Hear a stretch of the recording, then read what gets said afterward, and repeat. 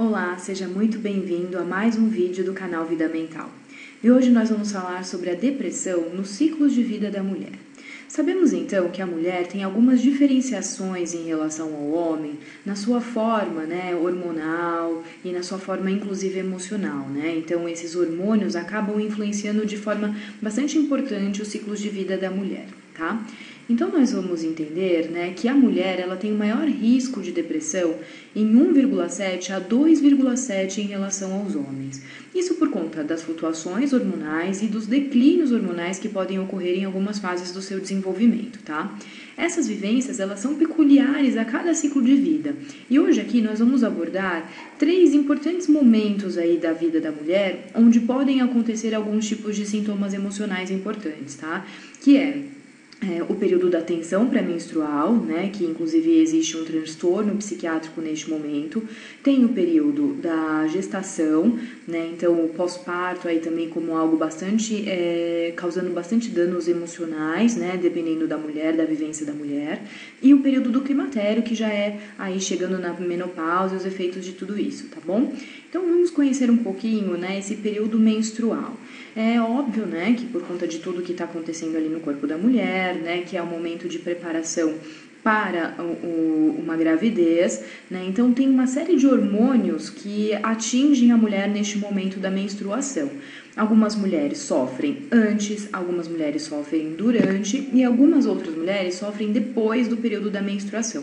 Isso é muito particular e peculiar de cada uma, Mas aqui a gente precisa entender que a tensão pré-menstrual, que é essa aqui popularmente reconhecida, ela tem sintomas bastante incômodos, são realmente difíceis, as pessoas geralmente que convivem com essas mulheres percebem, tem até as piadinhas, tá de TPM, essa coisa que às vezes acontece, mas nós temos que diferenciar a tensão pré-menstrual do transtorno disfórmico pré-menstrual, que é um transtorno psiquiátrico e que acontece também aí relacionado ao período menstrual, tá?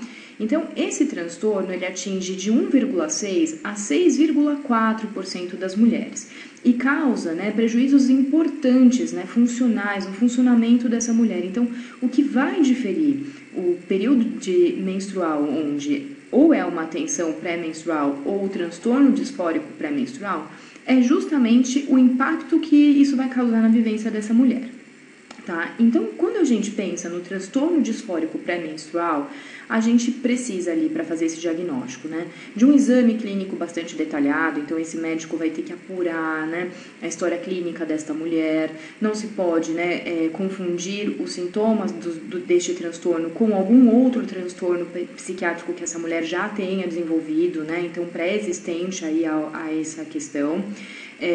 Doenças físicas, também são importantes descartar. Então, às vezes tem ali uma alteração de humor, mas é uma alteração devido a uma questão metabólica, e aí já nada tem a ver com a questão da menstruação mesmo.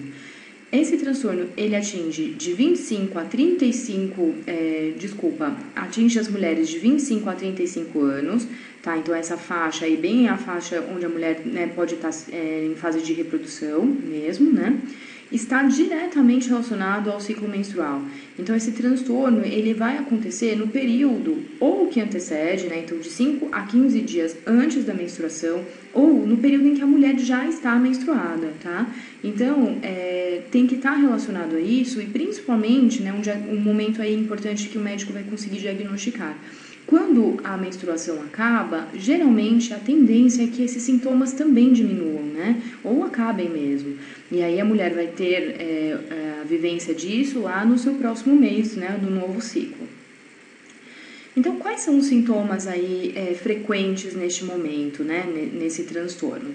Ansiedade, tá? Mas aí é uma ansiedade extremamente impactante, É aquela mulher que vai entrar numa inquietude, numa agitação, por conta dessa ansiedade.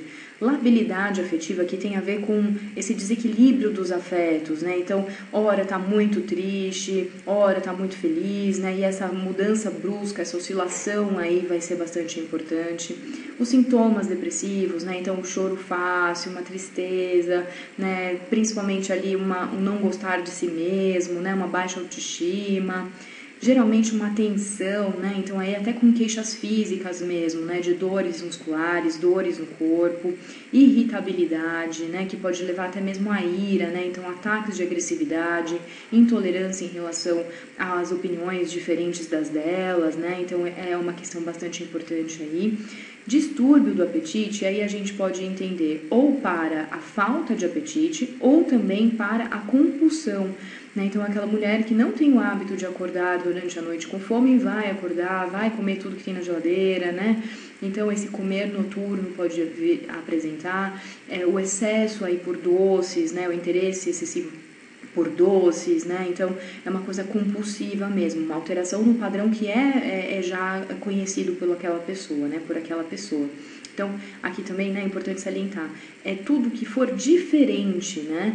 Então, são comportamentos que podem exacerbar um comportamento já disfuncional, mas que tem um quesinho de diferente, tá? E que principalmente traga muito transtorno. E alterações aí, né, no padrão de sono, então ou é uma vontade de dormir muito mais, né, esse cansaço muito maior, falta de energia, ou a insônia mesmo, tá, uma perturbação aí que vai para a insônia. Quais são, então, os impactos, né, que toda essa sintomatologia pode causar na mulher? A gente tem aí que a relação com ela mesma vai ter, né, uma certa dificuldade, diferença. Então, quando eu falei para vocês, né, dessa baixa autoestima, da mulher não se gostar, de se achar feia, né, não gostar de nada do que produz, né, se achar incompetente, né, então essa questão consigo mesmo fica muito dificultada. Na relação com os outros e em relação à baixa tolerância, né, essa frustração de às vezes o outro não corresponder às expectativas que ela está tendo, né, ter ali uma certa não aceitação mesmo, né, do outro no sentido das respostas, né, então é aquela pessoa que vai querer naquele momento que a pessoa haja como ela gostaria, né, então como ela pensou, e aí vai ter uma tolerância muito diferenciada para quando a resposta desse outro não for de acordo com o que ela deseja, tá? Baixa produtividade no trabalho, e aí por razões, né, óbvias, vai ter uma dificuldade de concentração, vai ter uma atenção reduzida, né, vai estar com uma falta de energia para colocar ali no seu empenho no trabalho, né, então isso também é importante. E essa questão toda, né, de falta de atenção e de concentração pode inclusive levar a acidentes, tanto no ambiente profissional, dependendo da função que essa pessoa tenha, quanto, por exemplo, no trânsito mesmo, né? Então, é uma questão aí importante da gente ter atenção, porque a pessoa pode se colocar em risco e colocar em risco outras pessoas também. Já falando agora, então, do período da gestação e do pós-parto, né? Então, é óbvio, né, que nesse momento onde a mulher engravida, ela vai passar por algumas alterações físicas importantes. Só que essas alterações físicas, elas podem ter um impacto bastante importante no emocional dessa mulher. Então, vai ter ali, né, uma preocupação com a forma física, né, com o aumento de peso, né, com a flacidez, essas questões, né, de estria, de, os meus seios vão aumentar, será que eles vão voltar, né, a ser como eram antes, após esse período, né? Então, tem toda uma dificuldade em relação a isso. Alterações hormonais, obviamente, porque aquele corpo vai passar ali por uma série de preparação, né, por conta da gestação mesmo, então os hormônios estão a mil funcionando naquele corpo, e esses hormônios também podem estar influenciando no emocional. Alterações psíquicas, né, então vai ali, às vezes, por uma preocupação excessiva, os sentimentos de incapacidade, de como vai ser, como será eu como mãe, será que eu dou conta de todas essas atribuições, será que eu quero mesmo essa gravidez, né, então alguns sentimentos ambíguos, né, podem surgir também, e a questão social, né, então a mulher às vezes tem uma preocupação de perder o seu status profissional, né, será que vou conseguir dar conta, né, de ser esposa, ser mãe, ainda assim ser uma boa profissional, onde vai ficar minha carreira, então são preocupações importantes que vão impactar este período da mulher, tá? E aí, né, nós temos essa observação importante, que é o período de maior prevalência de transtornos mentais. Então, o organismo da mulher, ele entra num processo de fragilidade importante, e essa fragilidade pode vir, né, a ajudar o aparecimento aí, né, favorecer o aparecimento de alguma questão mental. Então, né, uma dificuldade que nós temos aí é o baixo diagnóstico, né? Então, são somente 18% das mulheres que têm alguma questão, né, depressiva neste momento que são diagnosticadas, né?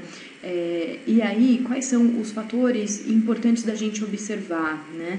Então, essa ansiedade importante diante deste momento, né, desse recebimento dessa nova condição de vida, pensamentos obsessivos, e geralmente esses pensamentos estão relacionados aos cuidados com o bebê, né? Será que eu vou saber? Será que eu sei a hora que vai mamar? Será que eu sei dar banho? Essas são preocupações importantes. Será que vai ter algum tipo de doença? Geralmente, né, também pode acontecer alguns pensamentos agressivos, né? Então, aí já pensando quando a mulher já está na convivência com o bebê. E às vezes um bebê que tem, né, que tem umas oscilações também de humor, né? Aquela criança que é mais chorona, que é mais solicitante, que tem, né, alguma dificuldade ali de dormir, né? Então, a mãe às vezes pode ter alguns sentimentos mais agressivos, né? No sentido, puxa, eu não queria ter essa criança, por que ele é assim, né? E esses sentimentos agressivos é importante que a gente preste atenção neles, né? Porque se configura-se mesmo uma depressão pós-parto, essa mulher, ela pode vir, né, a rejeitar essa criança. Então, é importante que esteja sempre alguém assistindo esse processo desse cuidado, né? E os sentimentos ambivalentes, né, como eu citei anteriormente, será que eu queria mesmo esse filho, né, será que eu queria mesmo essa condição de ser mãe, né, então, amo, mas não amo, será que eu amo mesmo, né, começa a ter uma série de dúvidas aí. Tá, então é super importante a gente ter atenção nisso, principalmente por conta das consequências que pode ter um desenvolvimento de uma depressão neste momento, tá? Agora pensando no climatério, né? Então ele acontece dos 40 aos 65 anos de idade da mulher e nada mais é do que uma passagem da vida reprodutiva para a menopausa, que é quando a mulher vai perder, né, o ciclo menstrual, a ovulação dela, né? Começa com o aparecimento de ciclos menstruais irregulares, mas a gente só considera que a mulher entrou realmente na menopausa quando ela já está há 12 meses sem menstruar, tá? Então, a falta de menstruação em um ano é um critério diagnóstico aí pra gente considerar que essa mulher realmente chegou no climatério.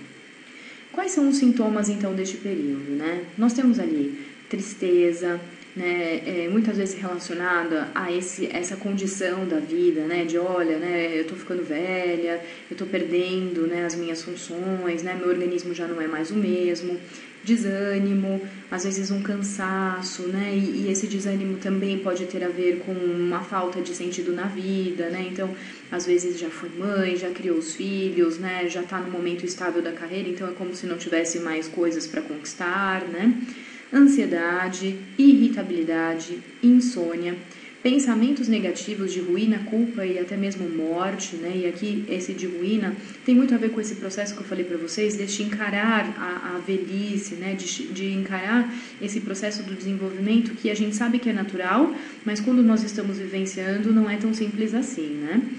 Perda do prazer nas atividades corriqueiras, né? Então trabalhar, cuidar da casa, algumas outras funções que antes poderia ter até extra trabalho, né, fica sem sentido, né, começa a desistir de fazer, vai até tendo um processo de isolamento social, né, então é importante da gente observar como que a mulher vai vivenciar esse período. E a diminuição da libido, né, e por várias razões, né, a mulher já não se sente tão atraente, né, às vezes o acúmulo, né, dessas situações todas da vida, né, tornando alguns momentos de amargura, né, então de não conseguir ter prazer sexual mesmo. Quais são os sintomas cognitivos deste período? Então, falta de concentração, dificuldade de atenção e problemas de memória. Isso tudo porque existem aí, né, não só flutuações hormonais, como um declínio hormonal mesmo, né? A mulher começa a perder hormonalmente, né, o que faz com que ela esteja mais ativa, tá? Os sintomas físicos que são extremamente incômodos, que são os fogachos, né, que é essa quentura que a mulher sente, né, ondas de calor pelo corpo inteiro, né, que pode às vezes causar uma transpiração, pode causar uma vermelhidão pelo corpo, né, então é perceptível às outras pessoas, então geralmente essas mulheres podem se constranger, né, se incomodar diante do outro, percebendo que no momento que está frio ela está com calor, né, então é bastante incômodo mesmo. E o aumento do peso também é frequente aí.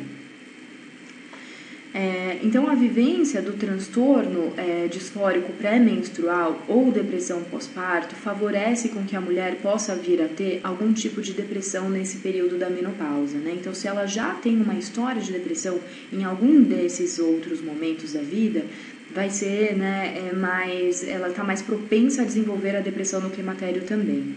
Hábitos ruins ao longo da vida vão piorar, né, essa questão lá nesse período, né, dos 45 aos 65 anos, que é uma alimentação inadequada, né, então o comer errado, né, não ter saudável, não ter os índices vitamínicos aceitáveis, não ter composição de fibra na sua alimentação, né, então isso tudo vai piorar. O sedentarismo, né, então por isso que às vezes tem esse aumento de peso, porque é um corpo que o metabolismo não está acostumado a ser ativado. Ausência de lazer, né, então se a mulher ela vai perdendo isso ao longo da vida, quando chega no climatério isso se exacerba, né, então é super importante cuidar antes, né, a prevenção mesmo. Pensamentos pessimistas, né, e já tem a ver com até a personalidade da pessoa, se ela já é uma pessoa mais pessimista, né, mais triste, né, então a tendência é que chegue nesse período exacerbando essa questão, e falta de expectativa nessa fase da vida. Como que a gente pode pensar no tratamento, né, em relação a essas questões, né?